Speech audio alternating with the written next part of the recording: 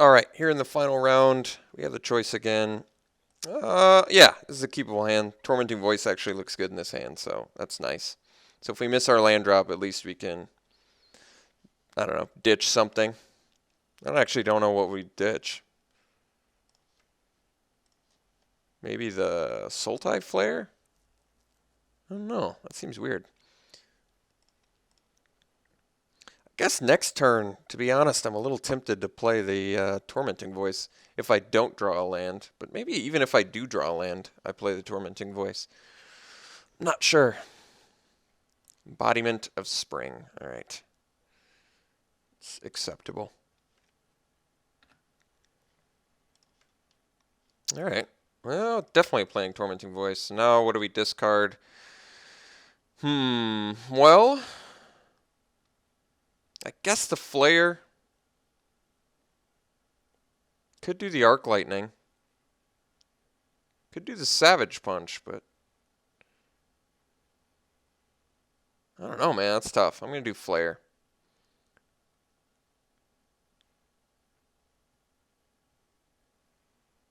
All right. Well, did hit a land.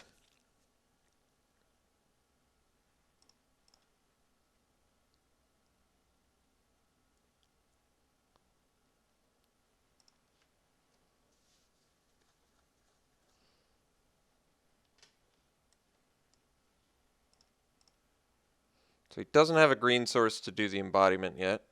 So I guess we just slam a Bloodfire Expert next turn. Could actually get rid of the embodiment, but I'm not going to. With the Arc Lightning, which isn't a bad play. But once he finds his green source, I don't know. It doesn't feel like it's necessary. Tuscalocedon was a pretty bad draw. It's not what I want to see when I'm struggling to find lands.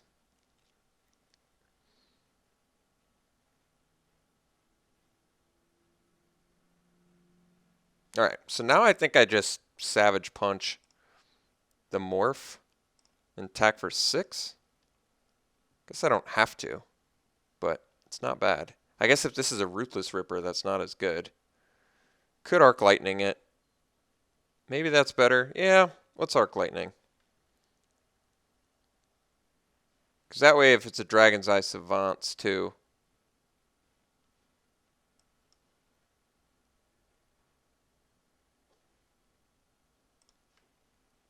Still can't really block it.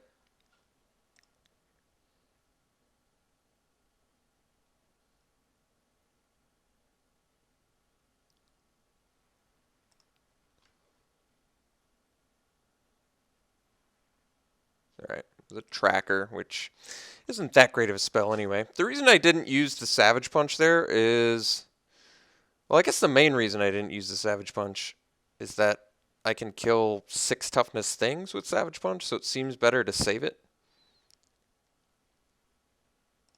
Could have also just played the Mandrills, I guess, too. But then I would have maybe had to trade my guy for his Tracker, which I don't like as much.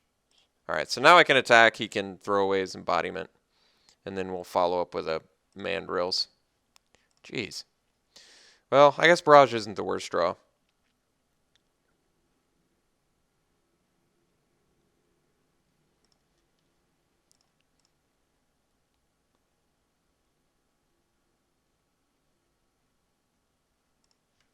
So he's going to ramp, probably get a Forest.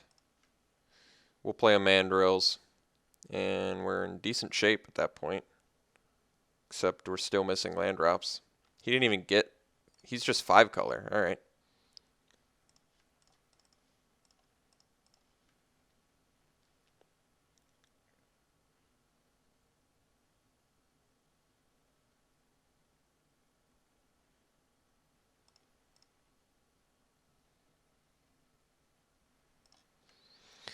And what do you know? 17 lands continues to screw us. This entire draft. We have been just struggling to draw lands. It's so strange to me. So strange. Well, good news is that guy does not matter. Still can't draw lands, though, sadly.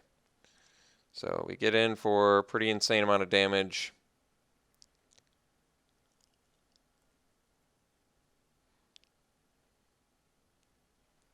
And we actually have lethal next turn thanks to Barrage of Boulders, but which is definitely a welcome sight considering we've been missing our land drops for, what is it, 2 turns or maybe 3 turns now.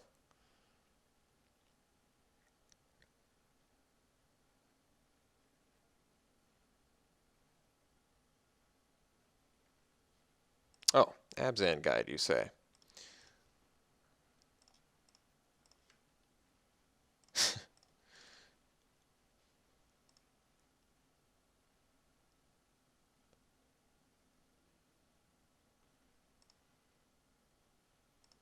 Well, we won with 3 lands. That's a good sign.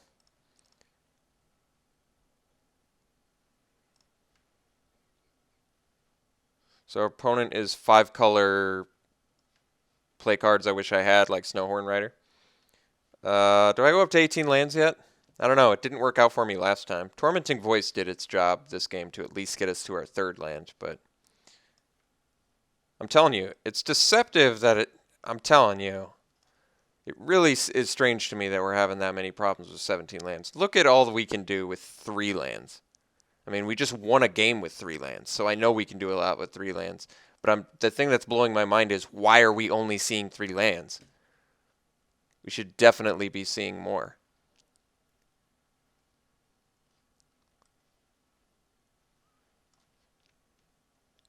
He's got Abzan Guide too. Well, I mean, just got to get to 5 lands so I can Arrow Storm it, I guess. I think we're trying it again. And hope we see more lands, even though it's been an issue the entire draft.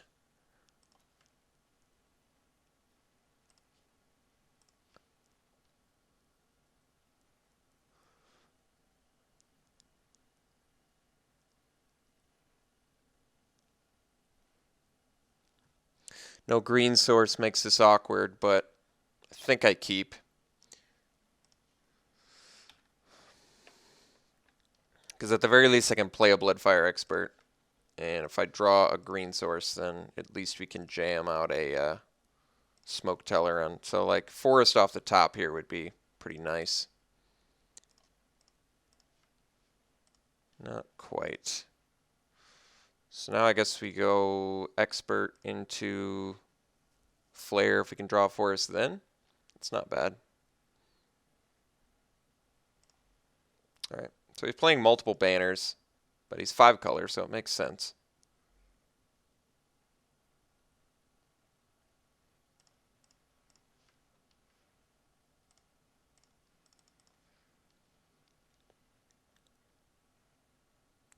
Well, I guess one nice thing is, despite not having our green mana, I can still play the Mystic of the Hidden.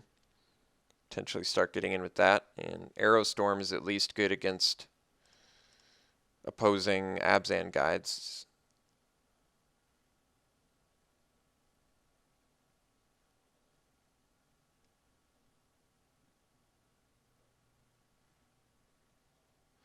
The old post-combat land drop into a play. Very interesting. Don't know why I didn't want to do it pre-combat. Alright, looks to be having some issues here.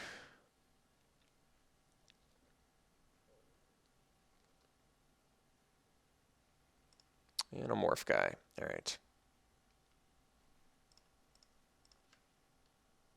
Well, there's a green source, so I think we play the Flare this turn. We're going to attack into his Morph. I don't have to, but...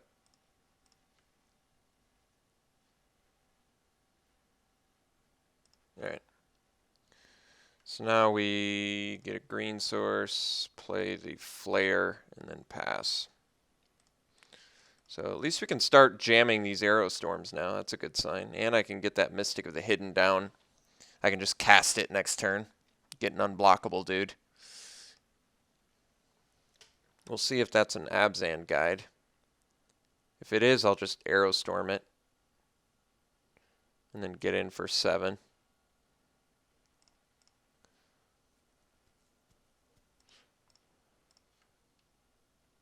He's got 5 mana up.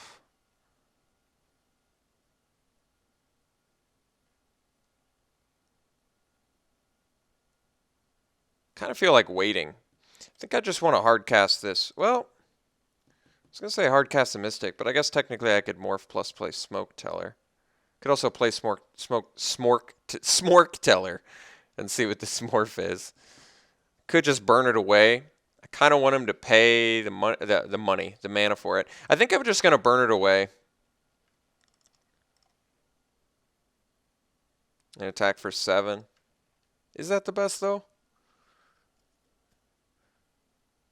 Could be an Abzan guide. The dilemma I have is I want him to pay the mana in case he has removal, like Bringlow or something. But I also want to get in for 7 points of damage. I also want to play the Mystic. Could just play the Mystic and pass. Then he unmorphs at end of turn and he gets to attack me with an Abzan guide, maybe. I guess let's just burn it away.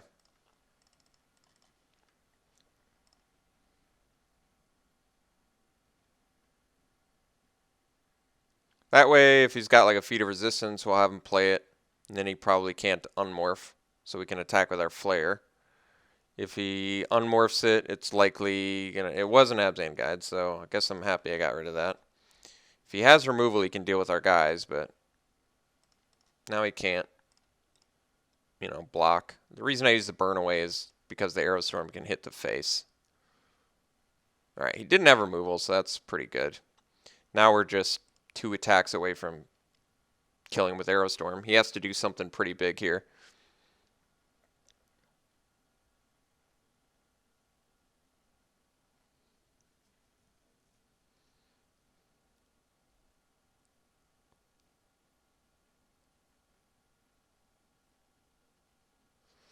Ponyback Brigade.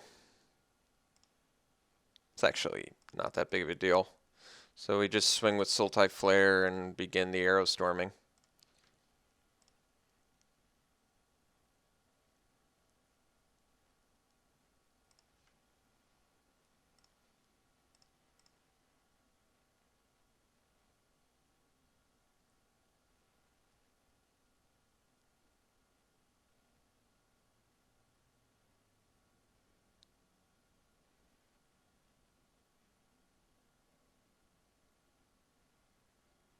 Right.